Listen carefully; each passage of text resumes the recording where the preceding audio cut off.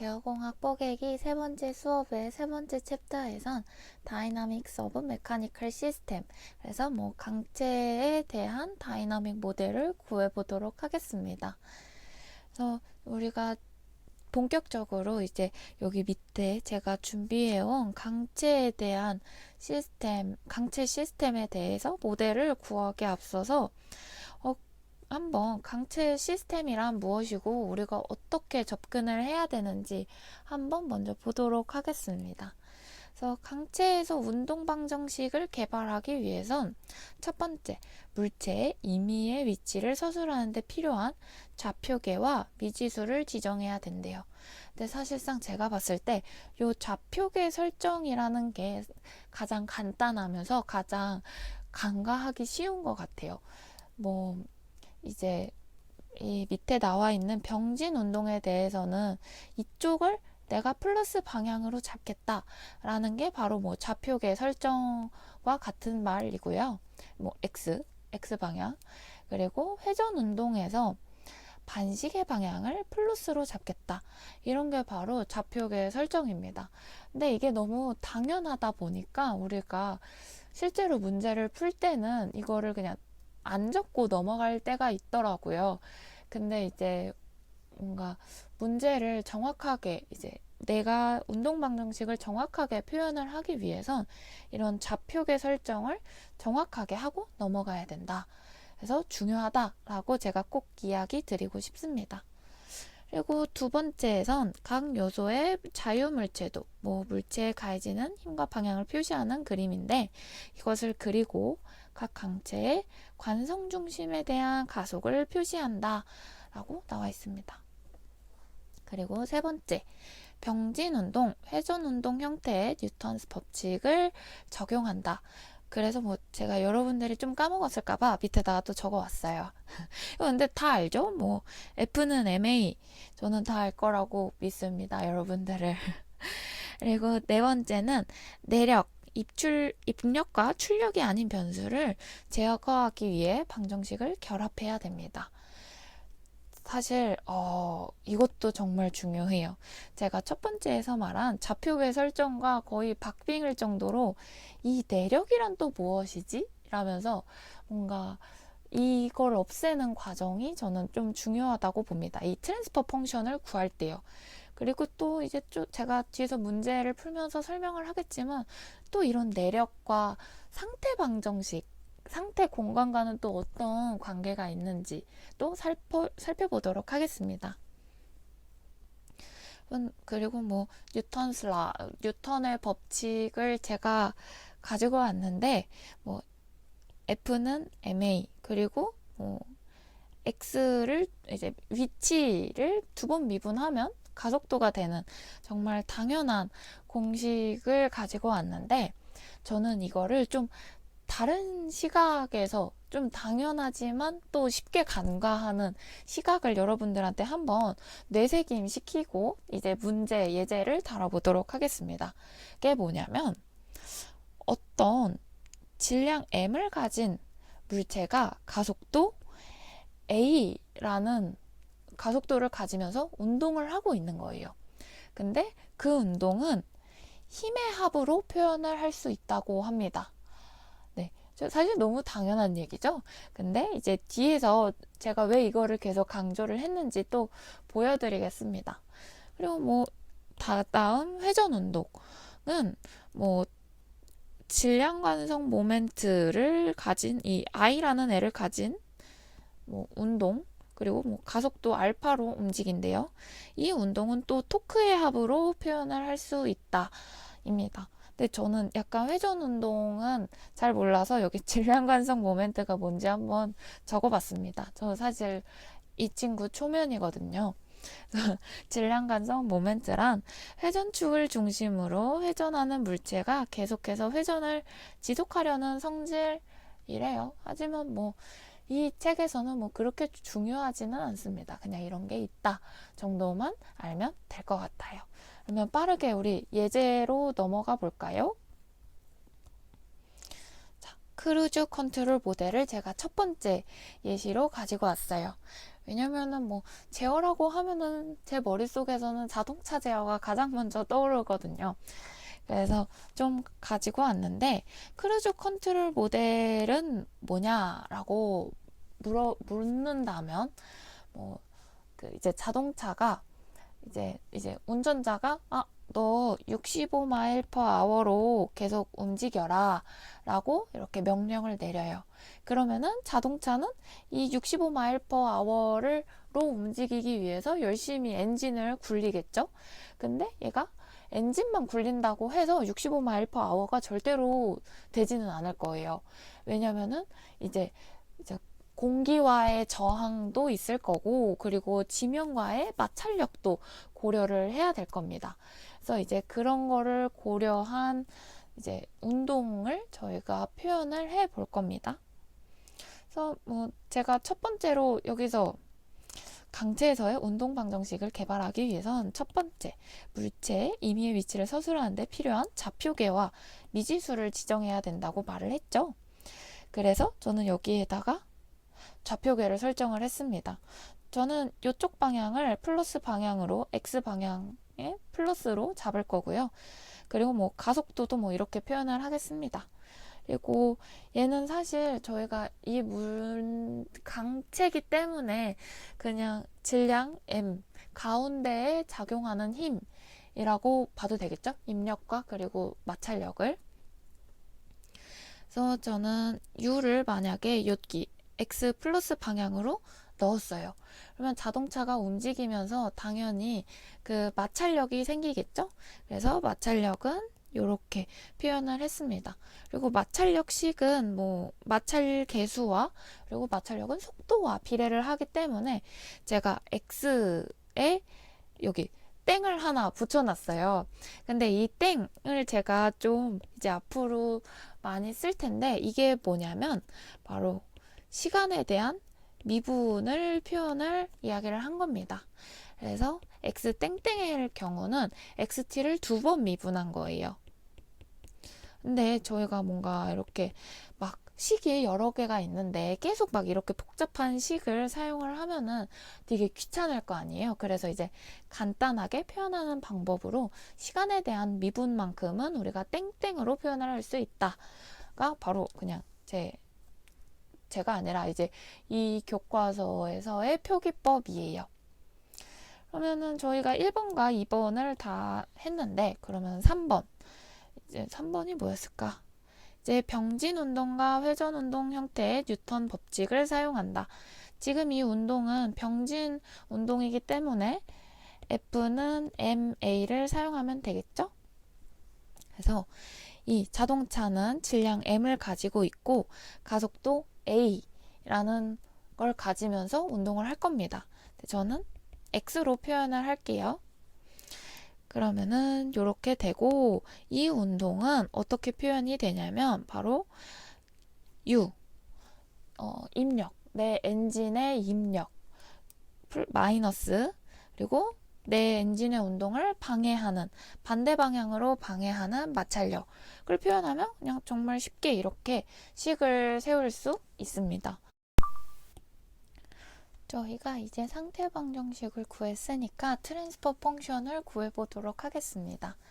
지금 이 문제에서는 트랜스퍼 펑션을 구하는데 인풋 u와 그리고 아웃풋 v, 이 자동차 속도에 대해서 한번 트랜스퍼 펑션을 구해봐라 라고 했는데, 제가 사실 지금까지 한 일들을 좀 자세히 살펴보면은 v에 대해서 식을 표현하지 않고 위치에 대해서 표현을 했어요. 그리고 저는 우선 트랜스퍼 펑션을 위치에 대해서, 입력에 대한 이제 위치의 출력에 대해서 표현을 했습니다. 그거는 제가 왜 이렇게 했는지 좀 뒤에 조금 이따가 다시 알려드릴게요. 그래서 우선 위치에 대한 트랜스퍼 펑션을 구해보도록 하겠습니다. 여러분들 요거 다 라플라스 변환하실 수 있으시죠? 요 정도는 제가 수업에서 다루지 않도록 하겠습니다. 그래서 라플라스 변환을 하면 이렇게 되고, 또 요거를 이쁘게 입력과 출력에 대해서 표현을 하면 이렇게 된대요. 그래서 뭐 이제 만약에 문제에서 인풋은 U고 아웃풋은 X다. 그리고 이 둘 사이에서 트랜스퍼 펑션을 구해봐라 라고 하면 이렇게 될 겁니다. 근데 좀 자세하게 좀 우리가 생각을 해보면은 위치를 한번 미분하면은 V가 되잖아요. 그리고 라플라스에서 미분을 한다는 것은 사실 S텀 하나만 더 붙여주면 된다 라고 생각을 할 수 있죠. 그래서 이 트랜스퍼 펑션을 좀 다르게 좀 정리를 해보면 저 왜 이렇게 글씨를 못 쓸까요? ms 더하기 b 이렇게 될 거고 이게 위치에 대한 거고 v에 대한 거를 하면 s텀 하나를 붙여준다. 그러면 이렇게 두 개가 사라져서 바로 이렇게 구할 수 있습니다. 그렇기 때문에 이런 x 방향으로의 병진 운동을 가장 먼저 기본으로 우리가 쉽게 생각할 수 있는 x로 표현을 한 후에 그냥 s텀을 붙임으로써 이렇게 논리를 따라가는 게 처음 비기너의 입장으로서는 더 쉬운 것 같아요. 제가 초보자라서 그런지 몰라도 그렇습니다. 이렇게 우리는 트랜스퍼 펑션을 구할 수 있어요. 그러면은 한번 상태로 표현을 해보면 이 시스템을 상태에 대해서 표현을 하면은 어떻게 될까요? 이거를 스테이트 스페이스라는 개념을 사용을 해서 이 시스템의 상태를 표현해 보도록 하겠습니다. 네. 그래서 스테이트 스페이스란 고차 미분 방정식으로 이루어져 있는 시스템의 특성을 최소의 정보로 완벽하게 표현할 수 있는 하나의 방법이래요. 그리고 입력 U와 출력 X의 관계를 1차 미분 방정식의 형태로 표현할 수 있다라고 합니다. 뭐 이 시스템의 그 상태 방정식 보면 얘죠? 네, 입니다. 그리고 얘를 1차 미분 방정식으로 표현할 수 있대요. 그러면은 얘를 2차 미분 방정식을 어떻게 1차 미분 방정식으로 표현하지? 사실 이 의문점을 푸는 게 이 스테이트 스페이스 개념을 이해하는 데 가장 중요한 키포인트거든요. 그래서 이걸 어떻게 할 거냐? 벡터를 사용할 겁니다. 행렬을. 제가 벡터나 행렬을 표현할 때 이렇게 볼드체로 써요. 그래서 여러분들 혹시 제가 이렇게 두껍게 쓰는 건 다 이유가 있는 겁니다. 그래서 여러분도 이거를 구분해서 봐주셨으면 좋겠어요. 요거를 이렇게 표현을 하는 겁니다.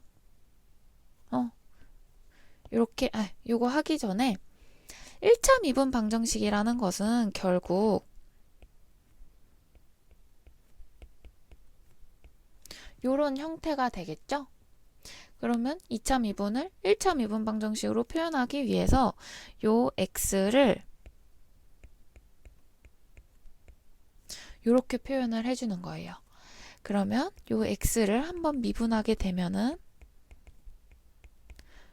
이렇게 되겠죠? 그러면 요거를 이렇게 넣어보고 다시 적어봅시다. x 땡땡은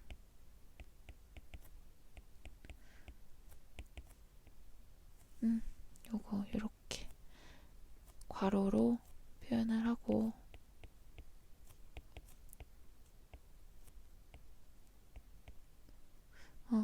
여기 이게 아니죠?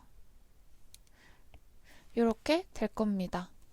그리고 이 식을 한번 이제 우리가 여기 개수를 채우는 게 스테이트 스페이스를 표현을 했다, 완벽하게 표현을 했다 라고 할 수 있는 거거든요. 그래서 우리가 이 상수, 개수들을 찾는 게 일이에요. 우리가 해야 할 일. 그래서 근데 아직 요 A, B, C, D, E, F가 정확하게 뭔지 모르잖아요. 그래서 요거를 이게 뭘 의미하는 거지 알기 위해서 한번 이 식을 쫙 풀어 볼게요. 이 식을 풀게 되면 행렬의 곱에 의해서 이런 식이 하나 나오고, 그리고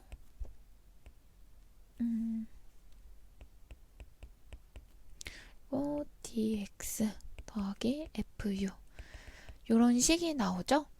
요런 식으로 이 시스템을 완벽하게 표현을 할 수 있대요. 크루즈 컨트롤 시스템을. 근데 우리가 가진 상태 방정식은 요거 하나밖에 없잖아요. 그리고 요 상태 방정식이랑 이 1번식과 2번식 중에 비슷한 형태를 찾아봐라 라고 하면은 당연히 1번식이 될 겁니다. 왜냐면 얘는 2차 미분 방정식인데 이 2차까지 x가 2번 미분된 텀은 첫 번째 식밖에 없어요.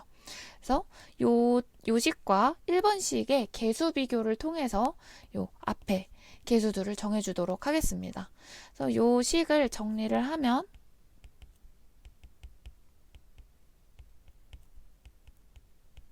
요렇게 되겠죠? 그러면은 A는 마이너스 n분의 b겠다 할 수 있습니다. 그리고 U에는 n분의 1 텀이 있네. 이렇게 알 수 있어요. 그러면은 x는 뭐임? 라고 할 수 있는데 요거 0 곱하기 x라고 볼 수 있죠? 그래서 여기 0 이렇게 써주면 됩니다. 그러면 첫 번째 식은 클리어 할 수 있어요. 그러면은 우리는 식 하나밖에 못 찾았는데 그러면은 요 두 번째 식은 어떻게 표현을 하냐 라고 는 의문점이 들 수 있어요. 근데 이거 정말 쉽게 클리어할 수 있습니다. 뭐냐면 x에 한 번 미분한 거는 1, 0, 0 이렇게 하면 똑같아지죠? 식이 요거잖아요. 그래서 만약에 식이 없는 경우는 이렇게 우리가 쉽게 개수들을 넣을 수 있다. 요게 키포인트입니다. 그래서 우리가 이 크루즈 컨트롤 모델의 이제 입력 U에 대해서 출력을 X로 트랜스퍼 펑션을 구해봤고, 그리고 V에 대해서도 트랜스퍼 펑션을 구해봤고, 이 스테이트 스페이스로도 표현을 해보았습니다. 그러면 이제 뒤에는 좀 더 쉬운 예제가 저희를 기다리고 있어요. 이렇게 어렵지 않습니다. 근데 어렵지 않은데 제가 넣은 데는 이유가 있어요. 이게 세틀라이트 애티튜드 컨트롤 모델이라고 해서 이제 인공위성의 위치 제어인데 이게 진짜 식이 간단해요. 그냥 이렇게 나와요. 근데 나중에 여러분들이 뒤에서 PID 컨트롤이라는 거를 배우게 될 건데 뭔가 이 인공위성 제어는 간단하게 제어할 수 있는 게 아니에요. 그렇기 때문에 인공위성 제어 딱 봐도 어려워 보이잖아요. 그 어려움이 이 간단한 식 안에 녹아 있어요. 근데 뭐 지금 알 필요는 없고 나중에 좀 자세하게 다룰 예제라서 이 단원에서 좀 한번 짚고 넘어가고 싶어서 제가 넣어봤습니다. 그래서 인공위성 제어 모델인데 이게 어떤 모델이냐면 여러분들 인공위성이 이제 우주에서 에너지 이제 그 인공위성을 작동시키기 위한 에너지가 필요하잖아요. 근데 그 에너지를 어떻게 얻냐면 보통 태양열로 얻게 된대요. 그러면은 이 인공위성이 항상 태양을 바라보고 있어야 계속 작동을 하겠죠. 근데 이 우주라는 게 사실 뭐 그냥 아무것도 없는데 인공위성 딱 하나만 떠다니는 게 아니라 막 무수히 많은 우주 쓰레기도 있을 거고 그냥 다양한 외란이 있을 겁니다.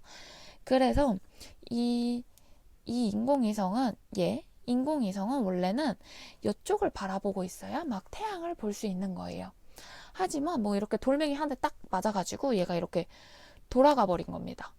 그러면은 이 인공위성은 다시 여기로 되돌아가야 인공위성이 작동할 거 아닙니까? 그래서 이렇게 외란에 대해서 위치가 변했을 경우 다시 좀 방향을 바꾸기 위해서 여기 가스젯이라는 것을 분출을 해요. 내가 이쪽으로 이동을 했기 때문에 이쪽에서 가스젯을 이렇게 분출을 합니다. 이 방향으로. 그러면 작용 반작용에 의해서 힘은 여기로 받겠죠?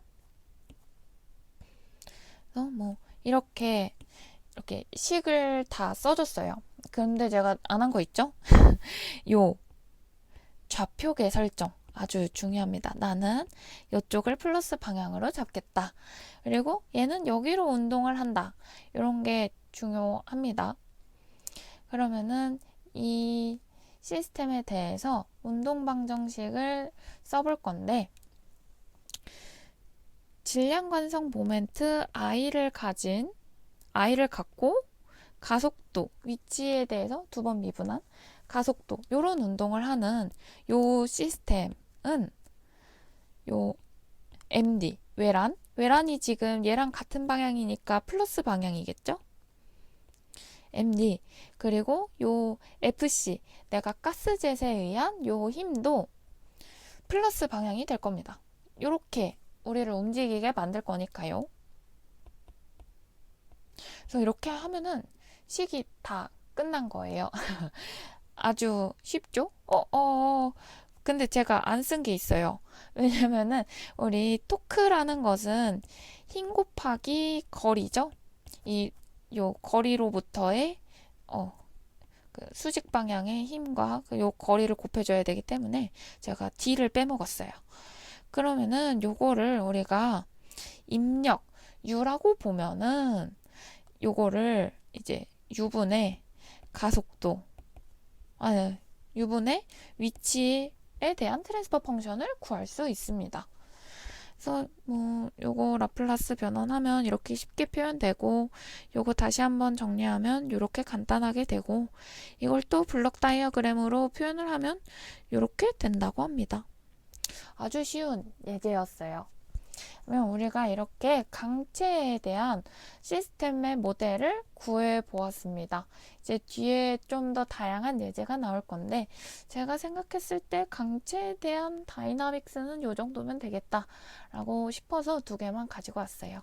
그러면은 다음 챕터에서 다른 예제들을 살펴보도록 하겠습니다.